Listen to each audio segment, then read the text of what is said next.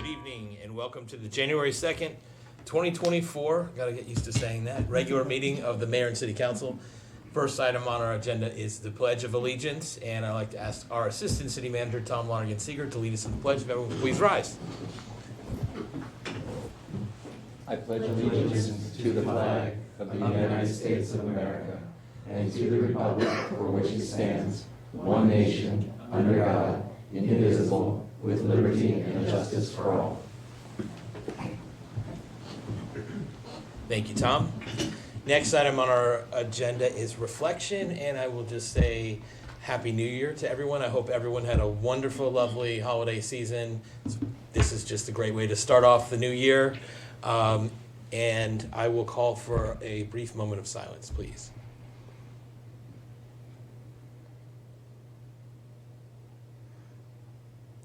Thank you all very much. Next on our agenda is approval of minutes, and tonight we have 3 sets of minutes before the council. The first is from the work session on Monday, November 27th. What is the pleasure of the council? And I should note, actually, before we go into this vote, tech team, our council member Jamil Hernandez is participating via Zoom, so I'll call for his vote as well. And he is, we're fortunate to have him joining us from somewhere in the Caribbean right now, which shows quite a bit of dedication. Okay, so what is the pleasure of the council on the work session of November 27 minutes? Mr. Mayor, I move approval of the minutes dated November 27th, 2023. Second. Okay, all those in favor, please say aye. Aye. Any opposed, say nay. And we got our aye from Jamil. Thank you, Jamil. Okay, so that carries 5-0. Next, we have the minutes from December 4th, 2023, regular session. What is the pleasure of the council? Move approval. Second. All those in favor, please say aye. Aye. Aye. Okay. Any opposed, say nay. Okay, that carries 5-0. And finally, we have the minutes from the work session on Monday, December 11. What is the pleasure of the council? So moved. Second. Okay, all those in favor, please say aye. Aye. Aye. Any opposed, say nay. Okay, that carries 5-0 again. Thank you all very much. Next on our agenda is presentations. And I'm going to invite Leslie McDonald and anybody, Leslie, from the Financial Empowerment Team, Leslie, would like to join us.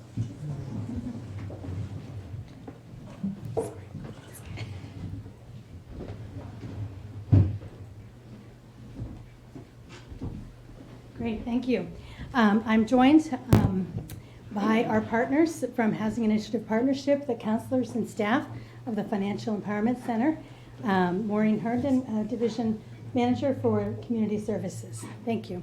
Thank you. And we're here to present and request a proclamation designating January 2024 as Financial Wellness Month in the city of Gaithersburg. January is known as National Financial Wellness Month, and the city would like to celebrate its commitment to residents' financial well-being. Together with the Financial Wellness Coalition and the Gaithersburg Financial Empowerment Center Partner Housing Initiative Partnerships, the city works to provide financial education and professional free financial counseling to Gaithersburg residents. All right. Thank you, Leslie. Thank you, Leah. Proclamation of the Mayor and City Council of Gaithersburg. Whereas the month of January is recognized as Financial Wellness Month, and whereas Financial Wellness Month reminds us to start the new year by focusing on financial well-being and setting financial goals for the year to come, and whereas all families can benefit from assessing their financial health, creating a budget, reviewing credit reports and debt, and setting financial goals helps families be resilient and prepared for emergencies.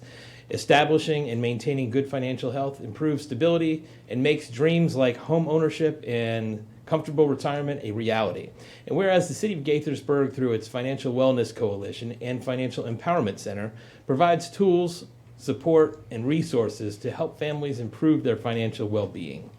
All residents can access free, confidential financial counseling provided by the Financial Empowerment Center to improve financial health and well-being. Now, therefore, I, Judd Ashman, by the power vested in me as Mayor of Gaithersburg, do hereby proclaim January 2024 as Financial Wellness Month in the city of Gaithersburg and join with the members of the Gaithersburg Financial Empowerment Center and partners to encourage residents to take time to assess their financial health, setting themselves on a path to future prosperity. Proclaim this second day of January 2024 and signed by me, and let's give them a big round of applause.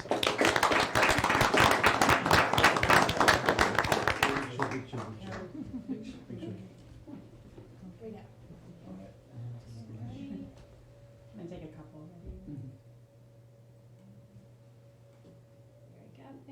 Thank you. Thank you. Anyone want to say a few words or? No, I don't want to put you on the spot. But you're welcome to if you want. I'll just say one quick. Okay.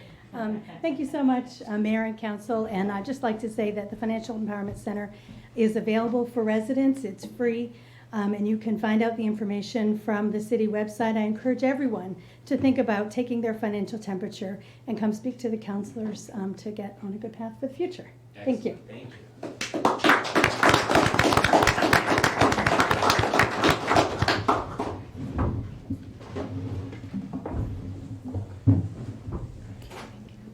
Thank you all. This is a program we are very, very proud of, and seeing the results of the program makes everybody happy.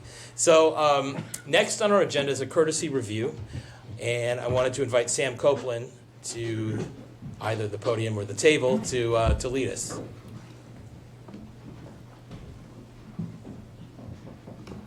Good evening, everyone. Happy New Year. Happy New Year. Alrighty.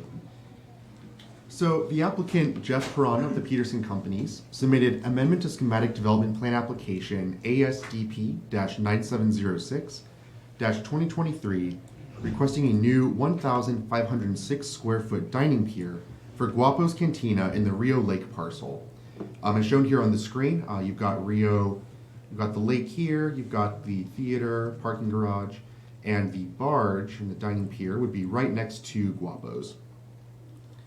On July 3rd, 2023, the Mayor and City Council approved Schematic Development Plan Application SDP-9462-2022 for a 1,012 square foot dining pier to be utilized by Copper Canyon Grill, and on this plan it would be up in this portion of the lake. Here are some elevations from exhibit number 5, which are the plans. The application is similar to previously approved SDP, but like I said before, it's actually on the east side of the lake adjacent to Guapo's Cantina. The subject property, owned by Peterson Companies, is zoned MXD, which is mixed-use development.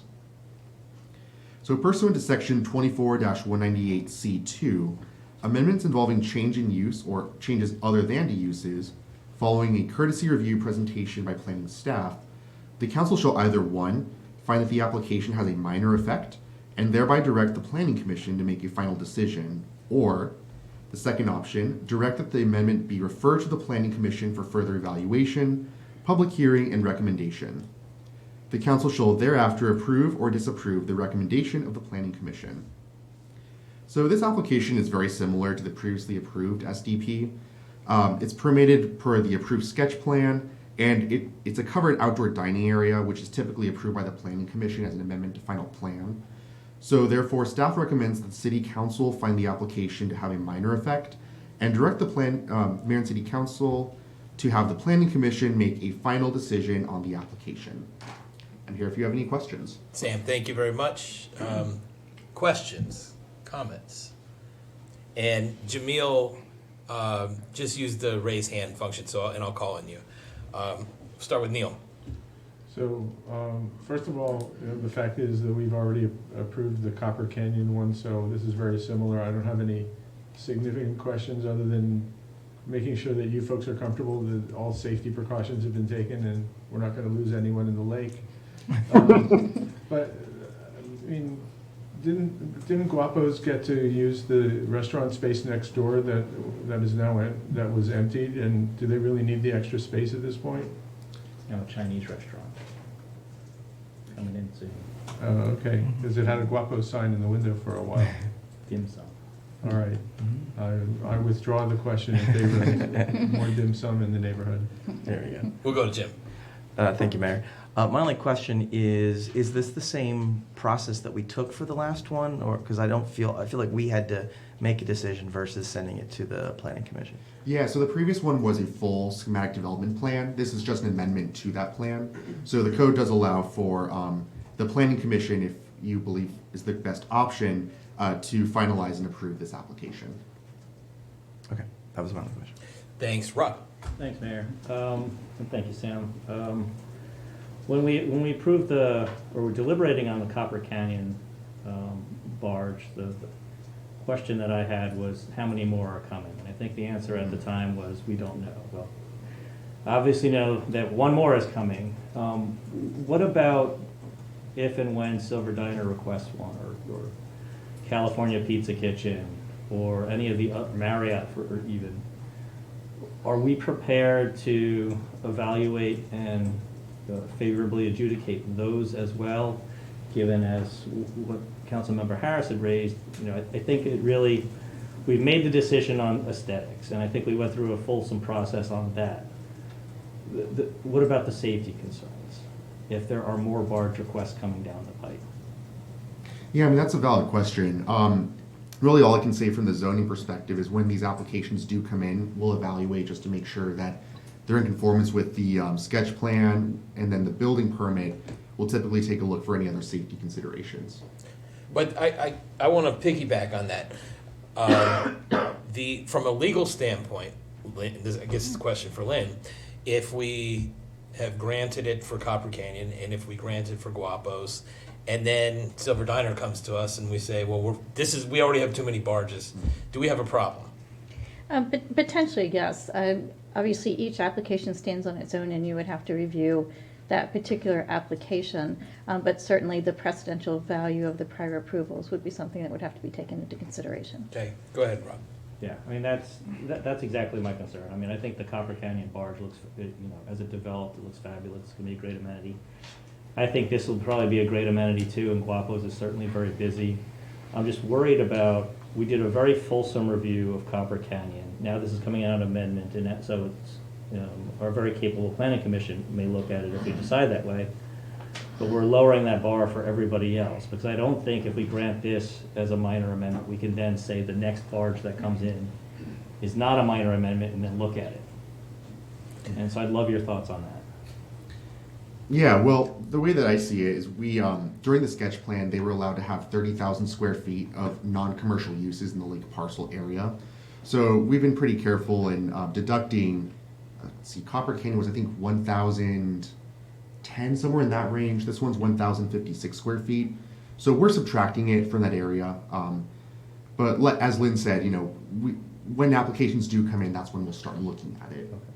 Just to be clear, the packet says 1506, so this is 50% larger, or is that a This is 1,056 square feet. 1056? 1056. Okay, the opening page says 1506, so okay, similar. I'm going to come to you in a sec, and Jamil's going to stand up too. But Sam, am I correct that Peterson Companies owns the lake area? Correct.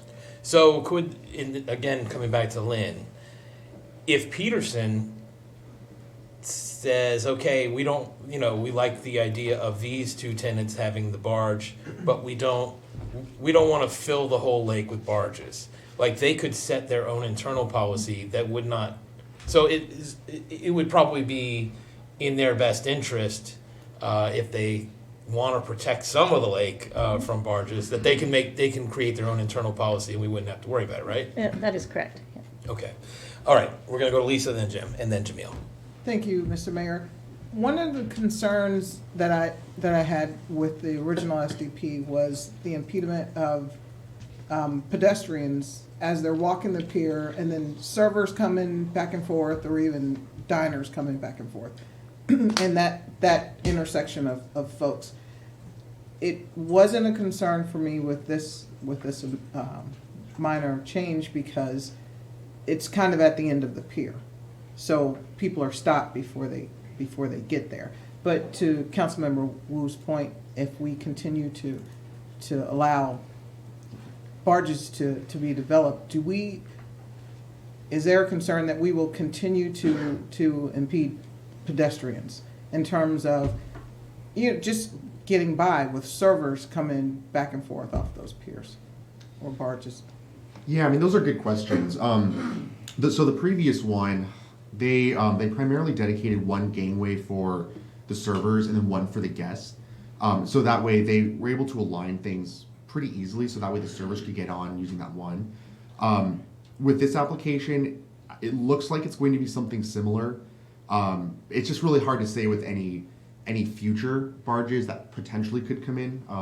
You possibly could have some near the theater building, possibly by Silver Diner, but I think it's kind of hard to speculate with the current application with this one. Okay, thank you. Okay, Jim, and then Jamil. Thank you. I want to piggyback on what council members Wu and Henderson have said, because that was the reason I brought the question up, the process that we took previously. And I share the concern is that one of the great things about the boardwalk and the lake is the view of the lake. And one of the things that I'm concerned about is, to everybody's point here, that if we keep adding them, which we kind of knew would be coming, I feel like we should, as a council, be thinking about what is the maximum number that really we would be comfortable as an amendment to the existing sketch plan versus, or SDP versus requiring something new, because we are now then going to be reducing that visible access to the lake. So I'm not sure I'm comfortable saying that it's a de minimis effect. I'm wondering if really we should follow the precedent that we did with the last one and review each one and make sure that it is in the best interest of what's going on at the Rio, and not set ourselves up for the inability to weigh in later when maybe it's the 7th or 8th. Okay, let me go to Jamil. Hey, good evening. Hey Sam, can you refresh my recollection, because I wasn't here for the original Copper Canyon one. What are your thoughts in terms of debris or trash or sort of, things from the patrons there? How was that addressed previously, or what are the thoughts here? Yeah, that's a good question. I believe that did come up with the previous SDP, and we had a representative from Peterson there that basically said that, they do have grounds crews who are there to clean up things when things do fall in the lake. There are some other outdoor dining areas already that are kind of close to the lake, so let's say it's a heavy breeze, some napkins fallen or something, they will have a grounds crew out there to take care of it.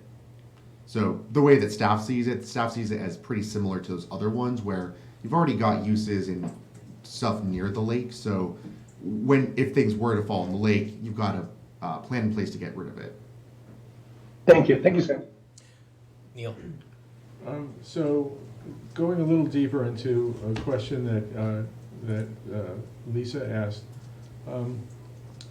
your response about traffic was that there are 2 separate gangways but what about the traffic between the restaurant itself and across the boardwalk where pedestrians will be congregating or walking? That was a concern we expressed last time as well. It just seems like we're potentially going to have some traffic jams with food and dishes going back and forth while people are going in cross directions. Yeah, that always could be an issue. The staff's position is that it's really hard to find a zoning requirement for that, because you'll have the servers going from this direction. You've got people on the boardwalk parallel, so there always could be those conflict points.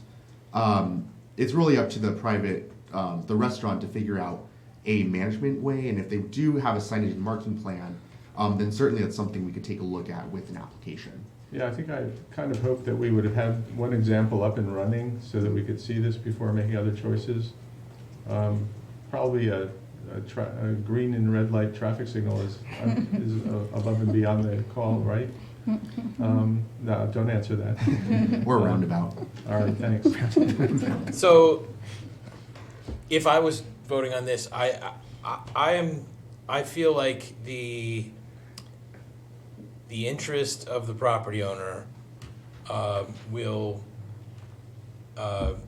sort of police itself in a couple of ways. I feel like it's in Peterson's interest to keep the view shed of the lake as nice as it can be because they want people there. It's in their interest to have people there.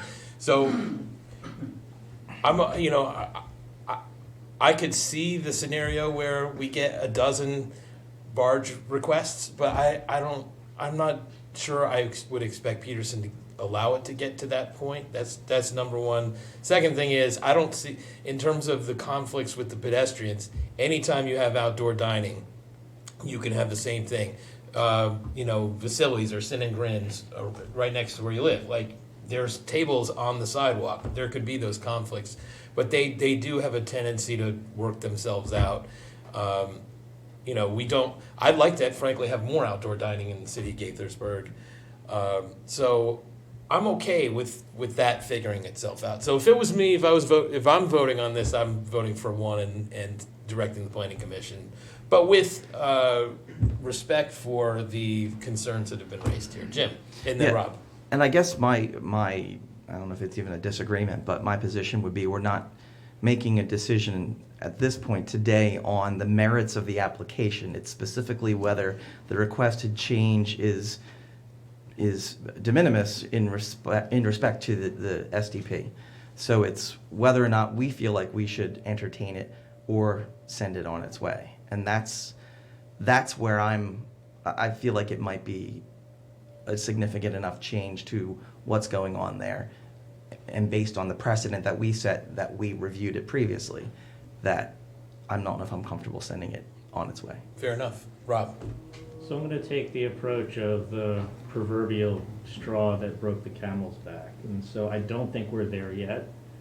I do have concern that we're setting precedent, and I don't want to set that precedent that as we go further on, if Peterson comes back, because another tenant comes back and they want a barge, there's going to be impacts. Traffic impacts have been noted. The cumulative impacts of potential pollution into the waterway, safety concerns. So we have a lot of concerns that align with Peterson, but we also have divergent concerns. So I'm inclined to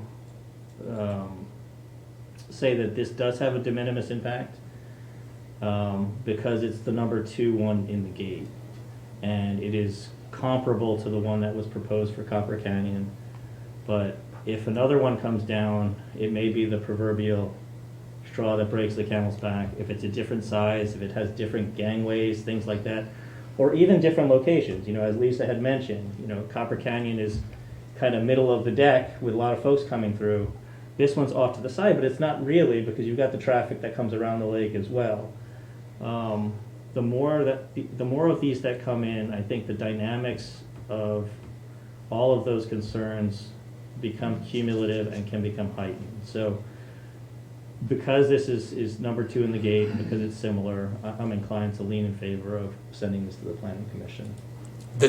Either way, we send it to the Planning Commission, but one, they're doing the final decision. Correct, or it comes, so. For the final decision, for minor option 1. effect, to send it to them for final decision. Okay.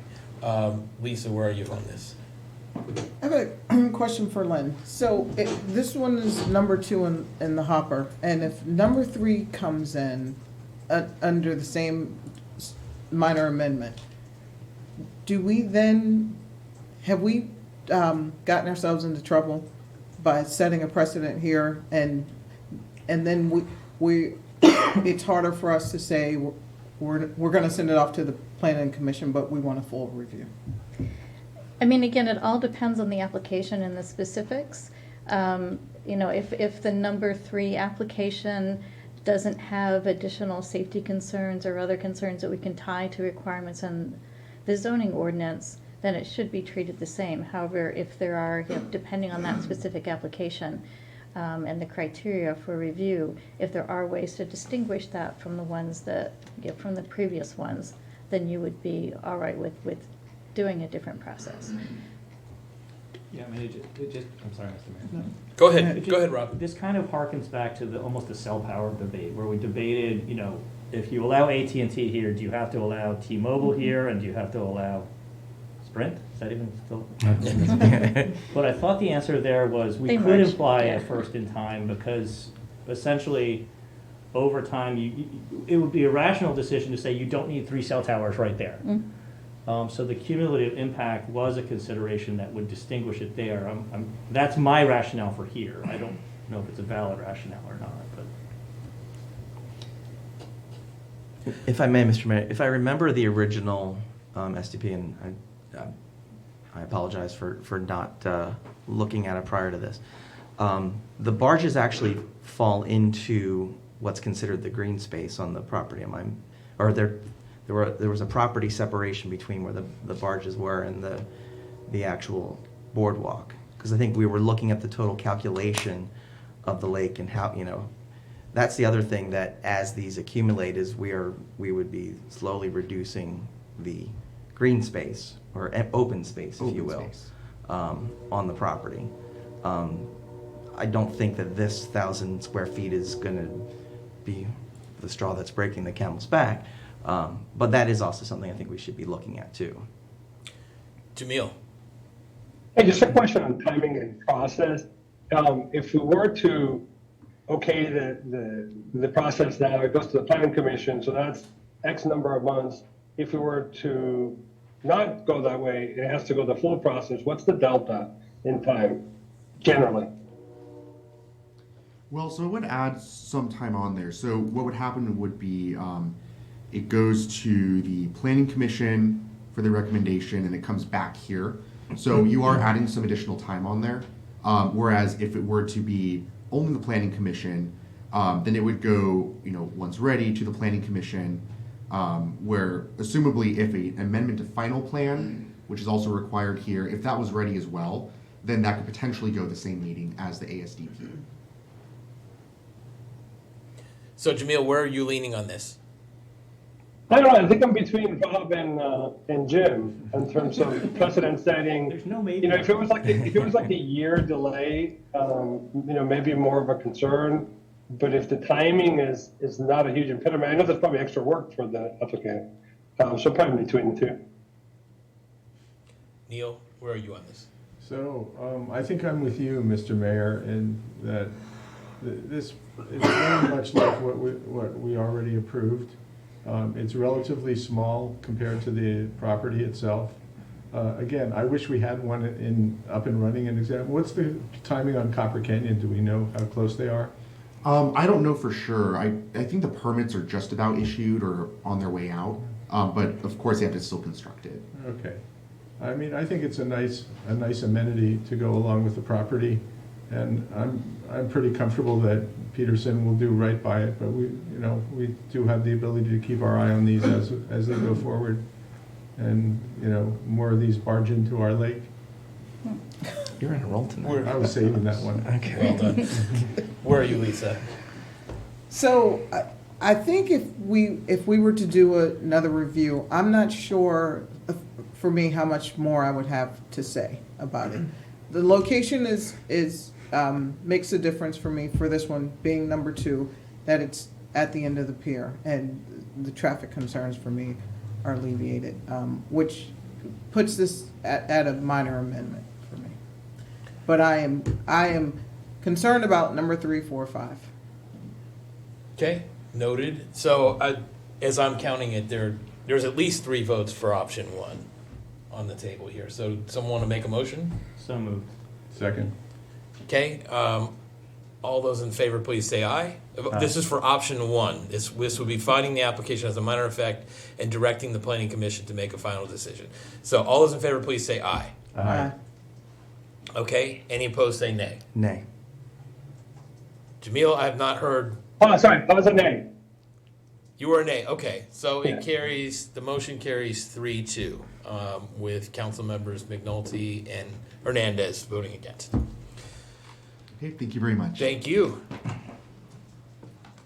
Next on our agenda is public comments. This is the time the mayor and council would like to hear from anybody on any city topic that's not in a public hearing. And actually tonight it's kind of easy because we have no public hearing. So we ask that you state your name and address for the record, or if you feel more comfortable, your neighborhood instead of your address.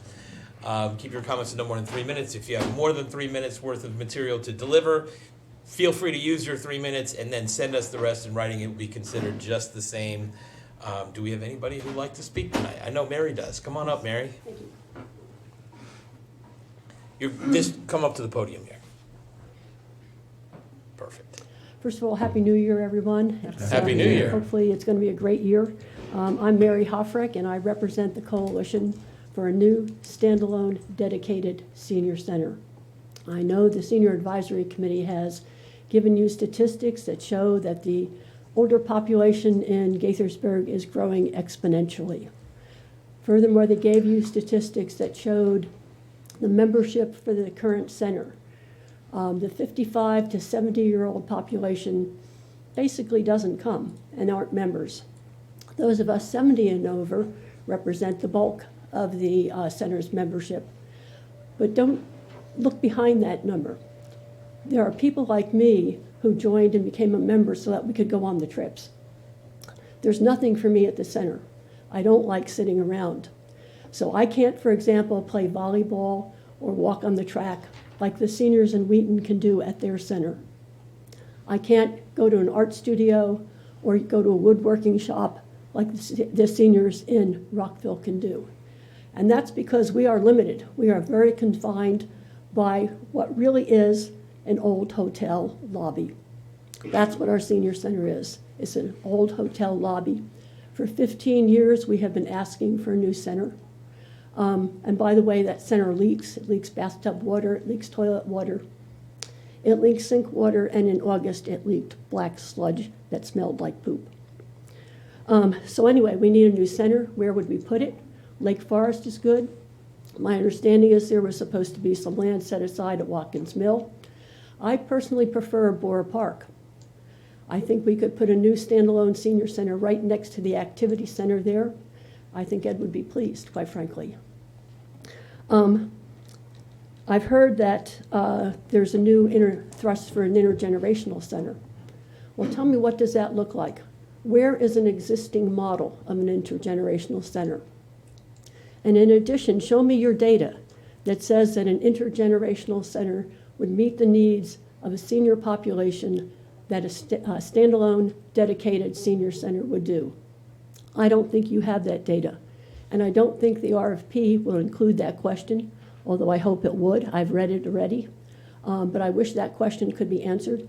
I think it's going to say that an intergenerational center does not meet the needs as well as a standalone senior center. I have a petition with almost 200 signatures that support that position, my position. These are people who have green recycle bins. These are people who vote. These are people who are taxpayers. And we would like to have our tax money used for a new standalone center. Thank you very much. Thank you, Mary. And I have my petitions. Bring it on up here. I'll hand it over to our clerk so it could be included in. There's 6 copies, one for each of you. Okay, great. Thank you. Do we have anybody else who'd like to speak tonight under public comments?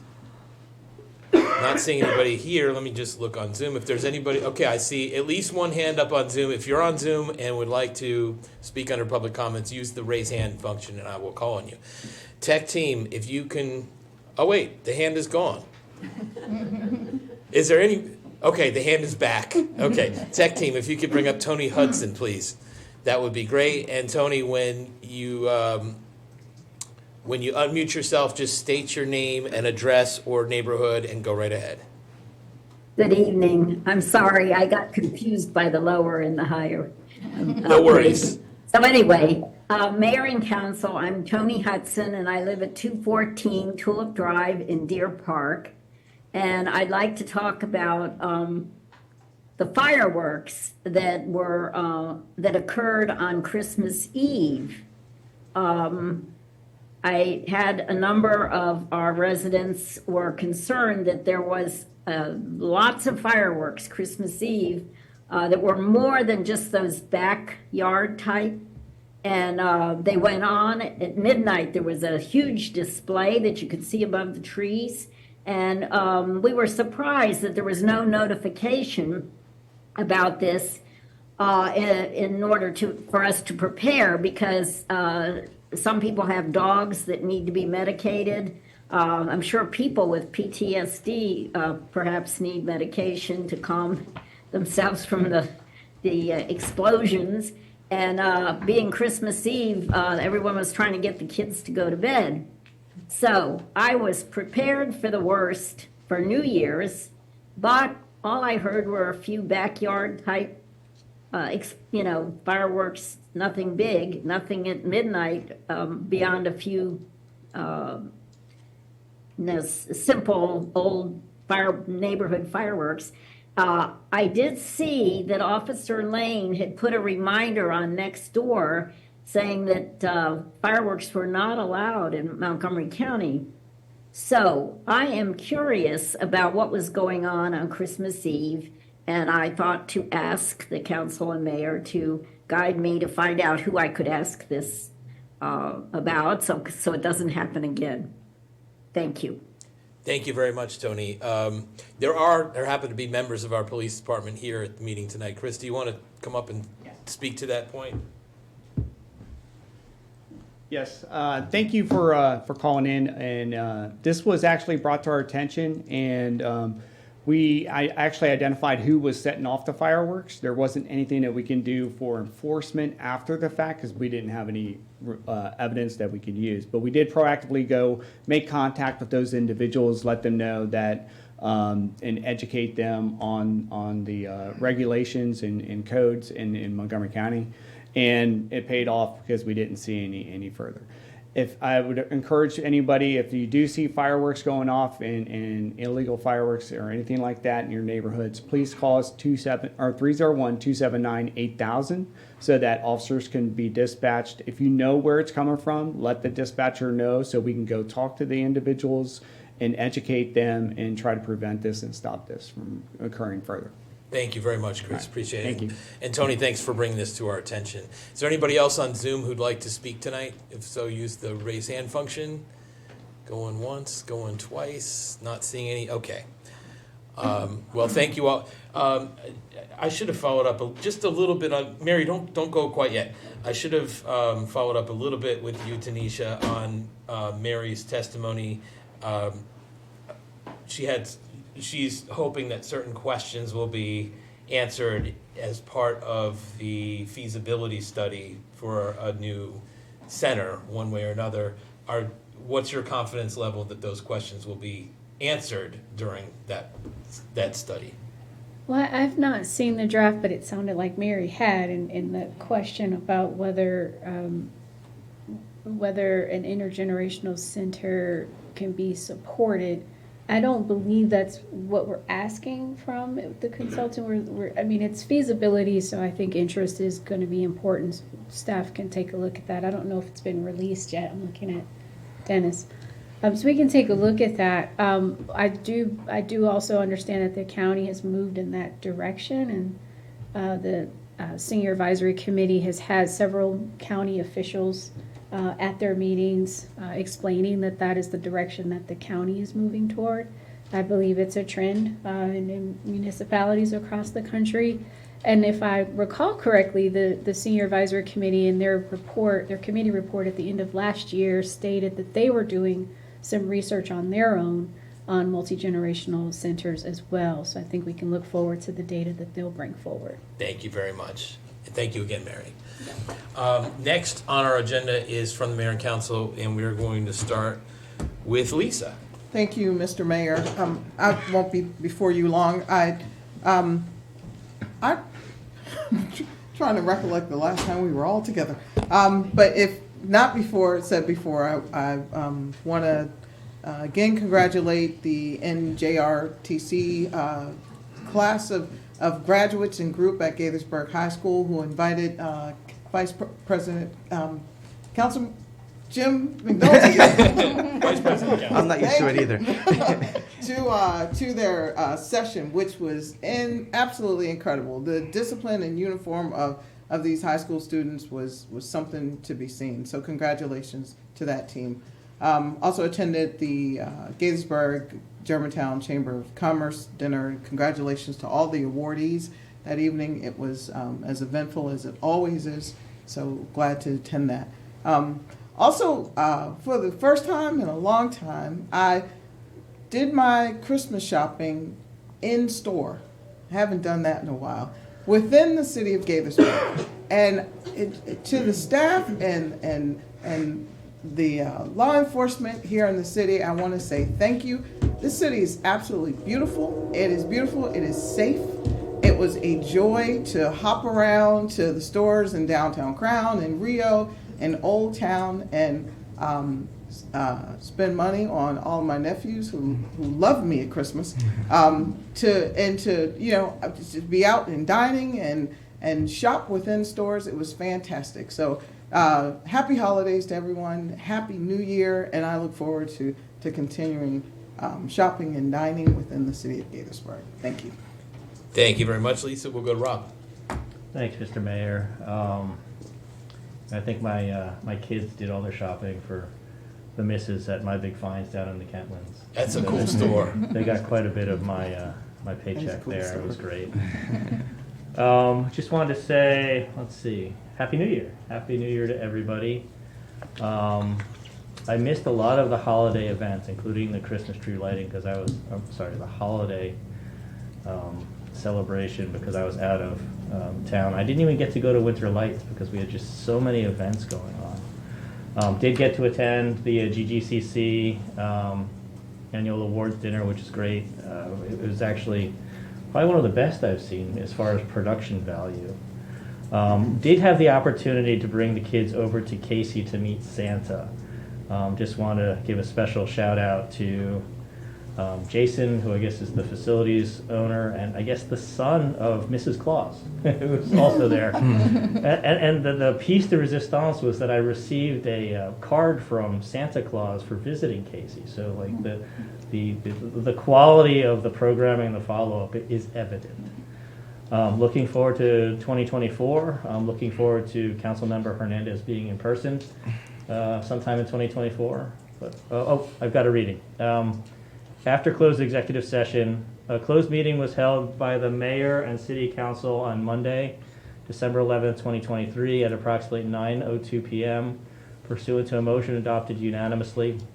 The meeting was proposed to be closed pursuant to the general provisions article of the Annotated Code of Maryland, Section 3-305B1I, to carry out an administrative function. The topic discussed was the recruitment plan for the hiring of a new city attorney.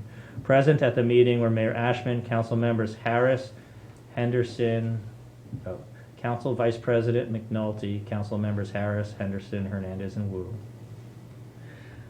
Staff present were City Attorney Board and City Manager Briley. Upon conclusion of the discussion, the closed meeting was adjourned at approximately 9:51 p.m. Thank you very much. We will go to Neil.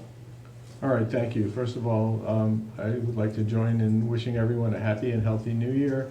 Hope you all had great holiday seasons, and I hope that I can take off some of the weight that I put on as usual during the holidays. Same.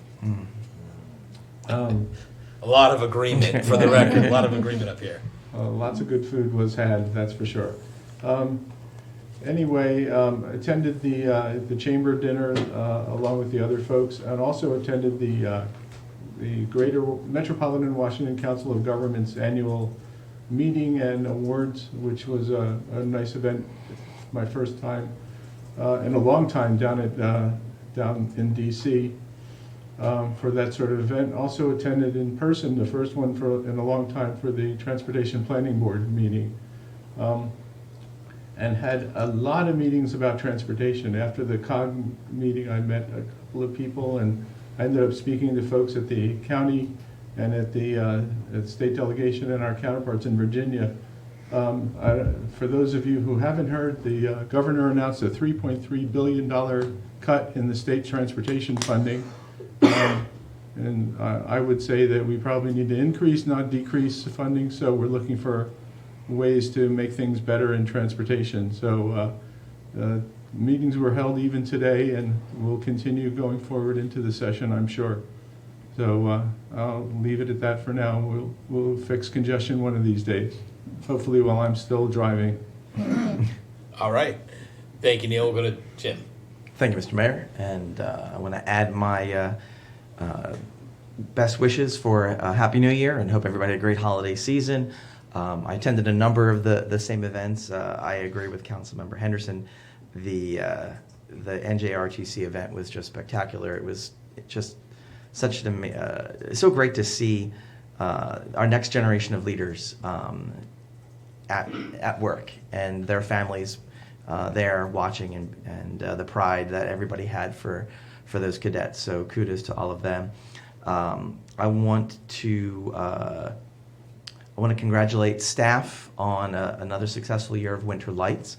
I got to go through it with the family and also at one of the events to kick off the season. I was talking to a longtime member of the community at church over the weekend, and he and his buddy, who also has lived in the city forever, went to Winter Lights for the first time, and they could not have been more complimentary of what a great thing it is. And I think those of us who go every year may take it for granted. I know like, oh yeah, there's that one's always been my favorite. But to have a gentleman in his 70s or 80s see it for the first time and have that reaction was just really cool. So I just wanted to say congrats to everybody in all the departments that work on that. It is a huge undertaking, and I do think it can be taken for granted. So I just wanted to pass along those thoughts. It was great to attend a number of the events. I got to get my picture taken with Santa Claus and the Wu family. I happened to show up right as they were getting in line. So I expect to be on their Christmas card next year. Which is funny because we actually never got around to sending out Christmas cards for the first time this year. So apologies to everybody who used to be on our list. We never quite got around to it. I was on social media today, and the county's Health and Human Services Department tweeted out that January is Radon Action Month. And radon is a topic that I have been talking to the city manager about, because last year I had to do radon remediation in my home. Now, by law in the county, every single family home must be tested for radon before you've completed the sale. Well, we've lived in the house for 15 years, and when we bought the house, we tested negative. We have new neighbors who've been in the house a couple years, and he mentioned how he had to get remediation when he moved in, and that got me thinking, because we've done some remodeling to the house and we've disturbed our foundations. I'm like, let me get it tested. And the numbers were actually sky high. And for those who don't know, radon is a radioactive gas that naturally occurs. Montgomery County is a high-level area. So it was very good that we got tested. I've seen the statistics that if you have high levels of radon, it's like smoking a pack of cigarette a day, increasing your risk for lung cancer. So we were able to get it remediated, but I'm in discussions with staff to see if there are opportunities to put protections in place for people who are in rental units or not in single-family units, because again, or people who have been living in their home for a long time, because again, right now the only time that's required to be testing is when the home is sold. So we're looking at that, and hopefully we'll have some suggestions of a potential policy in the future. But since I saw that on social media, I thought that I would bring that up today. And finally, I just want to apologize in advance that I'm actually not going to be physically on the dais for a number of meetings in a row between work sessions and the next regular meeting. I'll be traveling for business next week and will not be able to call in. It's a manager retreat for my company. The following week, I will be dialing in because speaking of cancer, I am going to be prepping for my very first colonoscopy, which now they recommend happens at the age of 45. I will be 50 in a couple of weeks, and I have not done it yet. And we got a little scare in our family. My 47-year-old sister, on her first, actually they detected colorectal cancer. So please keep her in your thoughts and prayers. She is, fortunately, it seems like it is only stage 1. We'll find out in the next couple weeks what the plan will be. But this is why screening is so important. My grandfather had it, now my sister's had it. So I will be getting screened before I go on my trip, which is the week after that. So, these are those kinds of things that, A, when you get to 50, you have to do, but two, so many of these medical things, I talk about mental health all the time, but, colorectal cancer is really serious, and I'm grateful that my sister caught hers early, and hopefully I get a clean bill of health next week, but that is why I will not be on the dais. So that's all I have, Mr. Mayor. Okay, thank you, Jim. Jamil, live from the Caribbean. Yeah, this internet is amazing. Everybody looks fantastic. So I wish everybody a happy new year. As we wrap up our holiday season, just reflecting back on the different events the city and staff had, and food distribution for, the holidays, gift distribution. So our appreciation, to all the staff members and volunteers who came out to help make the holiday special for everybody. So it was great to be a part of those events. I also attended my first GGCC meeting, and I'm looking towards great things in 2024. Attending my first EAC liaison meeting, and that's it for me. Thank you very much, Jamil. I did have a chance to bring the family to Winter Lights, and it was great. And I noted the new installations, and very happy about them. I also attended the second holiday giving, or the one, maybe it was the third one, because there was. I attended the one at Carnegie, and then there was one at the Hub, which I didn't get to, and then there was one here at the Activity Center, which I attended, and I want to thank all staff and volunteers for all the work that they did to put that together. I do want to, this isn't like a formal report, but I am happy that the council members and I were able to get together on December 23rd to toast the holidays. Just informally, no business discussed or anything like that, but just informally. We have a great team up here, and I think it's that kind of friendly relationship that helps keep us very effective. So I want to commend our council members. And last, I want to kind of thank Governor Moore for. I want to thank him and complain a little bit at the same time because he invited me to join him. I grew up in Miami, and he's a Ravens fan, and so he brought me into the governor's box for the Dolphins-Ravens game on Sunday, and I had a chance, speaking of transportation, he was bringing up some of the same points that you were about funding mechanisms for transportation. We talked a little bit about that and the importance of the 270 project to the city of Gaithersburg. And then Lisa's taking a lead in juvenile justice, and we talked a little bit about that. And it's definitely on his radar screen as well, the need for it, for reform. But the rest of the day was the entire Miller administration talking trash to me about my Dolphins, who got punished, absolutely punished. I mean, the Ravens look like they're going to win the Super Bowl, and the Dolphins haven't been good in like 25 years. So I was really happy coming into the game, and they made sure that I was put in my place. I was sort of joking afterwards that I may be the first mayor in the state of Maryland to be trash talked by both the governor and the lieutenant governor at the same time for an entire day. So it's a dubious distinction, I realize, but it was fun, even though I wish the Dolphins would have done better than what they did. Anyway, we will have a work session next Monday, January 8th, 7:30 p.m. at City Hall to receive a presentation on tenant protections. So I see a couple guys on Zoom, David Mullins, Josh Fisher, who are all regulars at our meetings, and I know this is an issue that's important to them. So I hope you guys can be here on Monday, January 8th. And then the next regular meeting of the Mayor and Council will be on Tuesday, January 16th, not Monday, because Monday will be the MLK Day of Service. And with that, I'm going to turn it over to Tanisha from the City Manager. Nothing from me this evening, Your Honor. Just Happy New Year. I'm looking forward to another great year of all working together. Thanks. Thank you. Tom Lonergan-Seeger, Economic Development Update.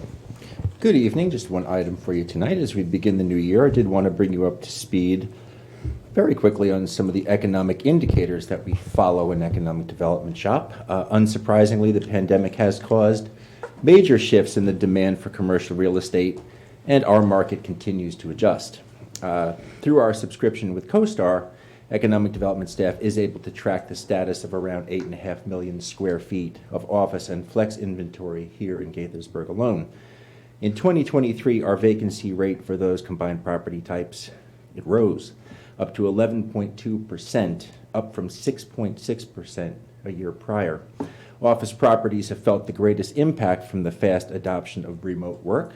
Because commercial leases typically cover multiple years, our vacancy rate is ticking upwards as leases expire.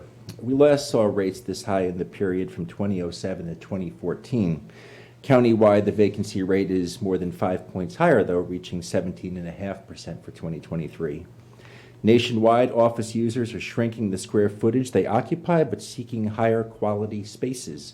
Local rents support that pattern, growing from about $24.50 a square foot last year, or in 2022, to almost $37 a square foot in 2023. The retail sector continues to recover, despite predictions from only a few years ago, thank you, Lisa, that online shopping would decimate this property type. Backing out the buildings at Lake Forest Mall, the city's retail vacancy rate drops to 4.3% compared to the county's rate of 6.2%.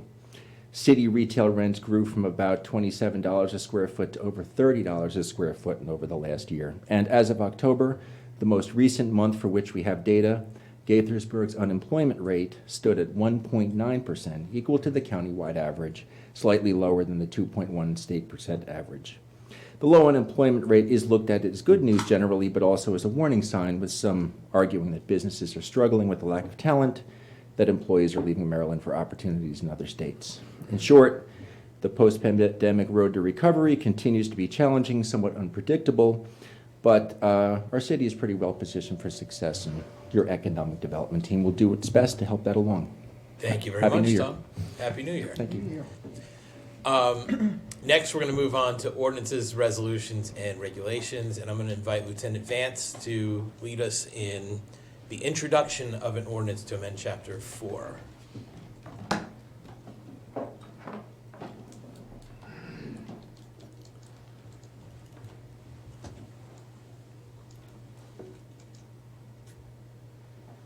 Good evening, Mayor and Council. Happy New Year to everybody. Thank you for having me here tonight. I'm here to introduce an ordinance amendment to Chapter 4, Section 36, which deals with the Animal Control Board membership. A little background on this proposed amendment. Animal Control Board actually recommended it to staff on a October 24th meeting in 2023. Staff came back, drafted the amendment, and so the amendment is for Section 436 of the City Code, establish members, officers, quorum, and voting meetings, and specifically it's for the animal control. And currently, I think before we get into what the proposed amendment is, I think it's useful to go back and remind everyone and refresh our memory of what Section Code 436 requires of the Animal Control Board members. Currently, it requires 2 members shall be representatives of the Montgomery County Veterinary Medical Association or shall have training and expertise in the care of animals. The goal of this is have 2 members that have expertise in training in the care of animals. Ideally, we would want them to be veterinarians, but this also enables us to have vet techs as well if we can't find those veterinarians for the membership. The remaining members are 1 member is a representative of the business community, and 2 members are representatives from the public at large.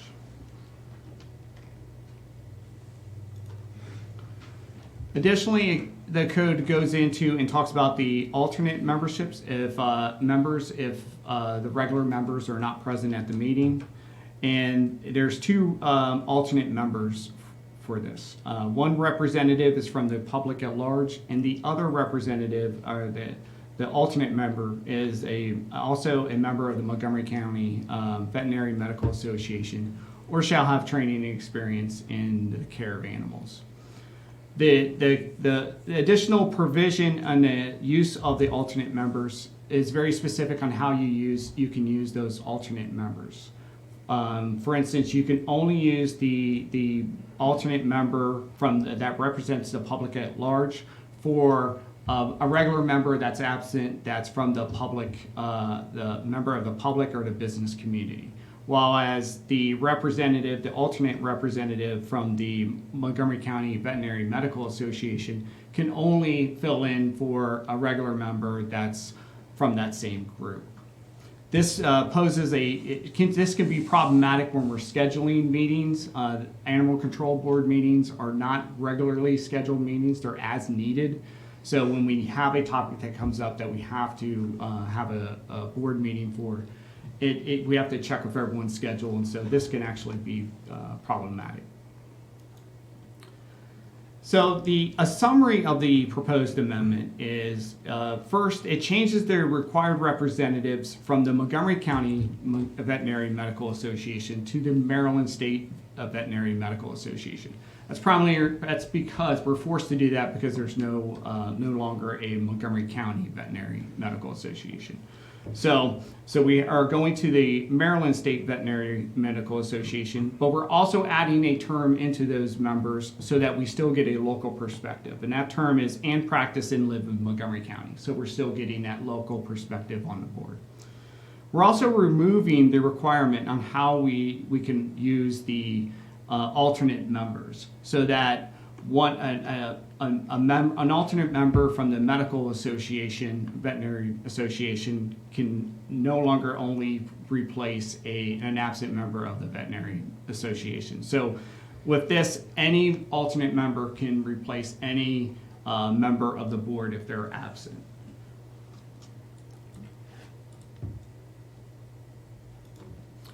And the reasons why we were proposing this is the alternate member participation requirements is consistent with other boards and committees that the city has. It allows us more flexibility in scheduling these meetings and staffing them so that we can effectively accomplish what the board is, the mission of the board, and hear matters before them. And it also updates that the Maryland State Veterinary Medical Association, instead of the Montgomery County Veterinary Association, which is no longer active. And then we also put in that provision "and practice and live in Montgomery County," so we get that local perspective still on the board. So our desired outcome tonight is to have this as an introduction, so you can vote to introduce this proposed ordinance. I'm available for any questions. Thank you very much, Chris. Questions, comments? Jim? I had my questions answered. So I did have a question in advance, and Lieutenant was kind enough to respond.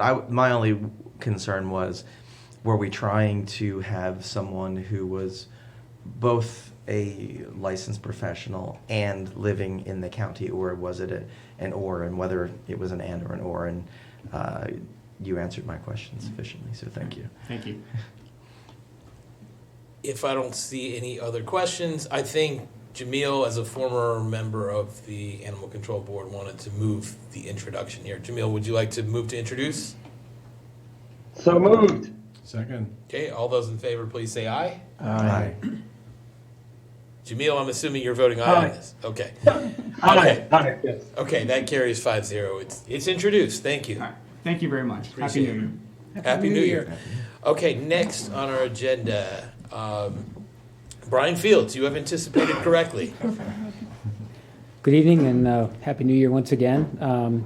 This item is requesting approval of a resolution to authorize the city manager to amend the existing contract with ENR Services for construction of the Shafaley Square Road culvert repairs to increase the not-to-exceed contract amount by $25,600.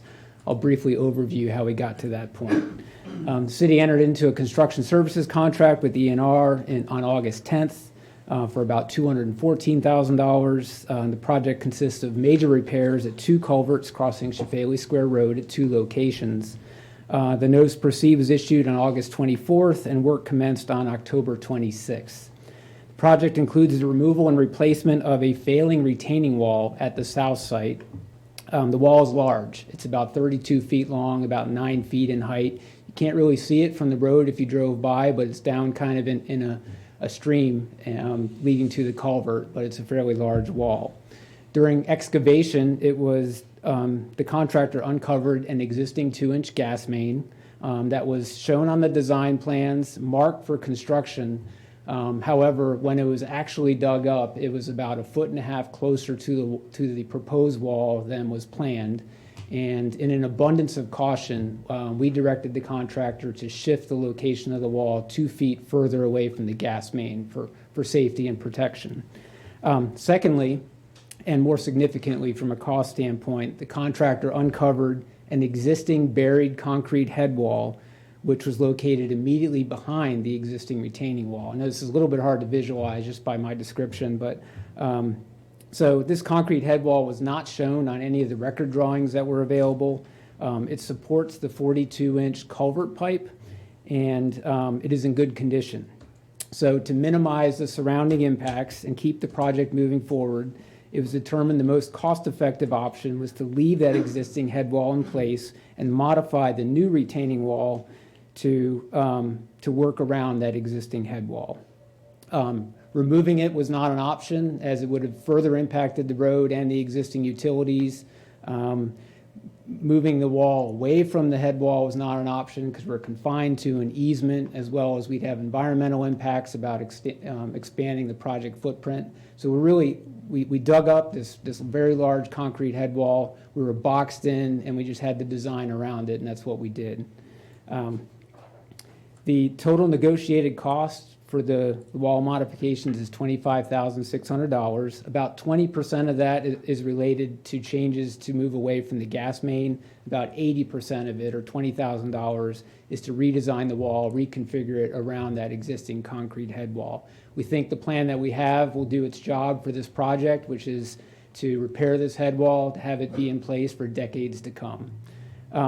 Based on the progress made to date, fortunately, it appears that this will be the only change order needed for the project, which includes both sites. And funding is available in the project budget to cover this change order, as well as the project is on schedule to be complete by January 30th, 2024. And with that, I'll take any questions. Thank you, Brian. Questions, comments? Let me just check. Jamil, if you have any questions, just put the hand up. Not seeing any. Would someone like to move the resolution? So moved. Second. Okay, all those in favor, please say aye. Aye. Aye. Okay, that carries 5-0. Thank you. Thank you very much, Brian.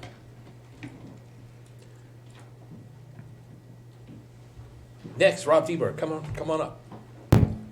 Thank you and Happy New Year. Happy New Year. Good evening, Mayor and City Council. The resolution I bring before you tonight is to authorize the city manager to enter into a contract for stormwater management facility inspection services.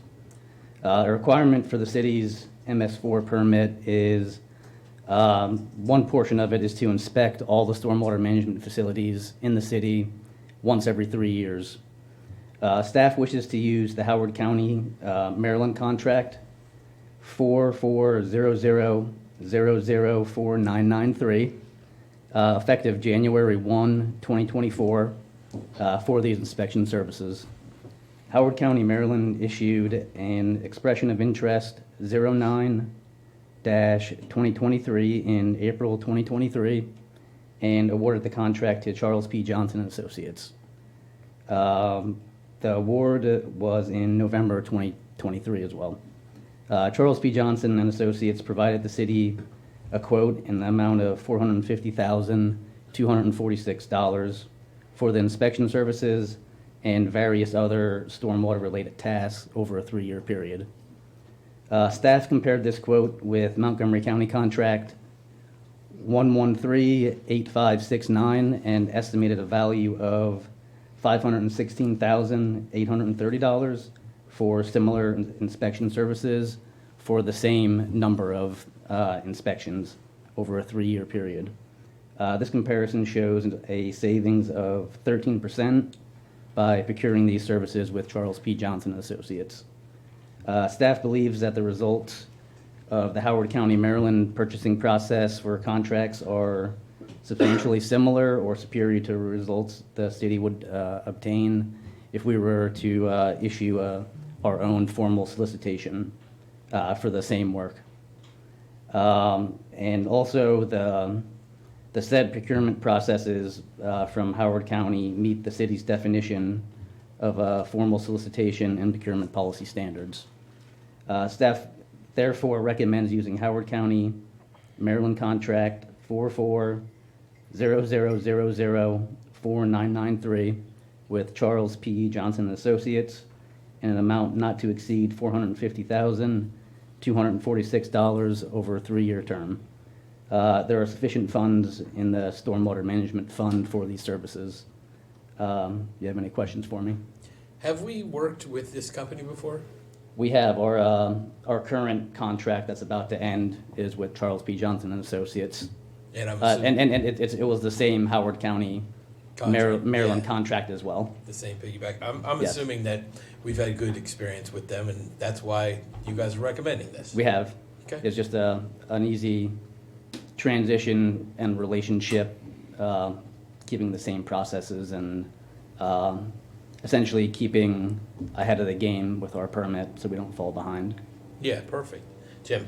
Right, thank you, Rob. I'm always thrilled when I can see us saving money because we're used in other counties' work already being done, and it looks like it'll save us about $67,000. So that's fantastic.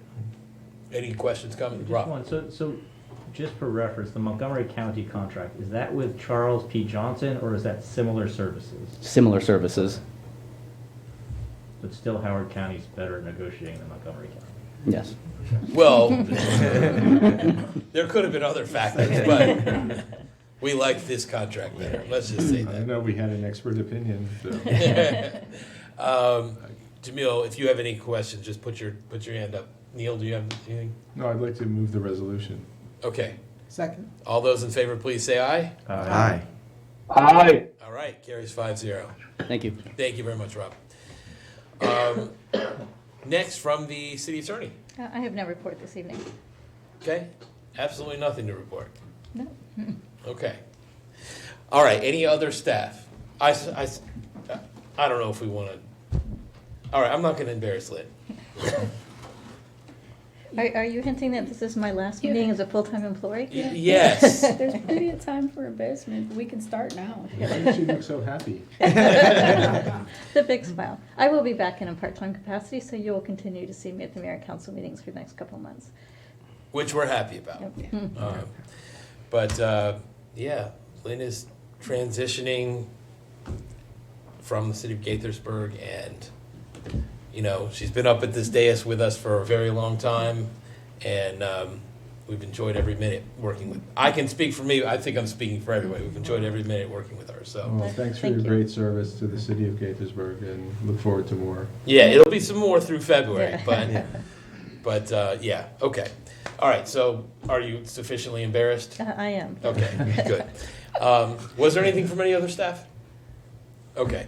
Then I will remind everybody, let me go back to, we have our work session next week on tenant protections. That's on Monday, January 8th, and then our next regular meeting is on Tuesday, January 16th. Until next time, let's do great things, Gaithersburg. We are adjourned.